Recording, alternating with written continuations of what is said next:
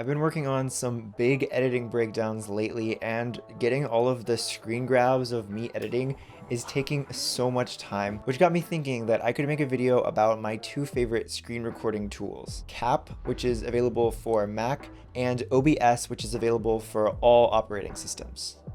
In this video, I'll be going through my process of getting these screen grabs, what I think about, and how I use these particular apps. First, I'm going to talk about Cap, which is what I use most of the time because it is very simple and it works great for my editing breakdowns. You can record the screen pretty much right away. It has all the features like cropping and setting the frame rate, and you can also hide the cursor or highlight your clicks when you're recording.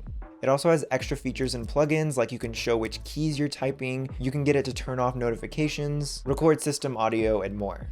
And it doesn't seem to affect the speed of using my editing programs. There's no lag or anything like that, even while recording the full screen at 4K. The file sizes are also really small, like for 1 minute it's less than 10 megabytes, which is pretty impressive because I don't notice any sort of poor quality out of that. It looks exactly like I would be using the screen. A couple of things I don't like about it is that you can only choose between 30 frames per second and 60 frames per second. There's also no live streaming features, and in being so simple, it does sacrifice being able to customize everything. But still, it serves the purposes that I need for recording my screen to show y'all, so I use it for most of the screen recordings that I do in my YouTube videos. Okay, now I'm going to talk about OBS Studio, which I would recommend if you do not have a Mac or if you're looking for a screen recording app that is fully equipped with every feature you can think of. So when you open OBS, it kind of looks like an infinity mirror, which I think is pretty fun. There's also a lot of buttons, but it didn't take me long to get the hang of using it. You can press start recording and get going real quick, but if you go into the settings, then you really see all of what this app is capable of. You can change the video bitrate, which is like how much detail is stored in each pixel. The higher quality meaning also a higher file size. It has a lot of audio features like recording the system audio, recording multiple channels of audio, stuff like that. You can choose almost any frame rate. I haven't used it for streaming, but I know it's very common for people on Twitch and YouTube to use it for their live streams, and it seems to work really well. The only problem I've had with it is that if I max out the bitrate and the resolution and try to record at 30 frames per second, then sometimes it can't handle me doing very intense editing using up a lot of memory. So it will actually lag with the frame rate, so it might capture 15 frames per second instead of 30, but I fixed it by turning down the resolution and bitrate to use less processing power. I also sometimes record my phone screen, which is built in through the notification bar on some Android phones. There's also an Android app called AZ Screen Recorder that I've used, and it's pretty good, but I still stick to the built-in thing. I think iPhones also have a built-in screen recorder, but that's a question for Editing Henry and not Filming Henry.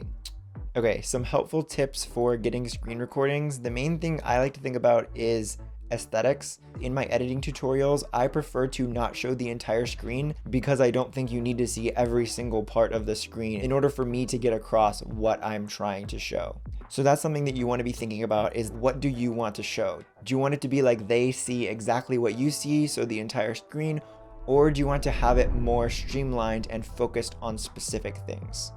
I would definitely make decisions about how you do your screen recording based on whether and how much you are going to edit it, because screens come in many different shapes and sizes, and if you're putting that into a video with other footage, you want it to flow together and not have anything feel out of place. So if you're just going to record constantly like a stream and you're not going to edit it down, you probably want to plan what you're going to do ahead of time. For me, I do a lot of editing on my screen grabs, so I just kind of wing it and then edit out the parts that I don't like. A lot of times I'll speed up a screen grab or cut away to me talking and then cut back to a screen grab so I can hide the parts where I'm doing something dumb or just too slowly. Also, another thing I worry about when doing screen grabs is motion blur. I will often add motion blur in editing because I want it to have a smooth look. You can check out my video at the top right for how to edit motion blur like that.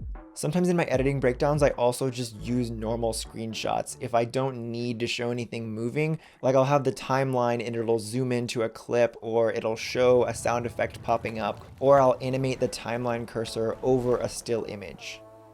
Alright, so feel free to check out OBS and Cap in the description. They are both free. Also, since today's Friday, this is another part of my series Freebie Friday, which is when I occasionally find or make free stuff for you that's helpful and relevant to my videos.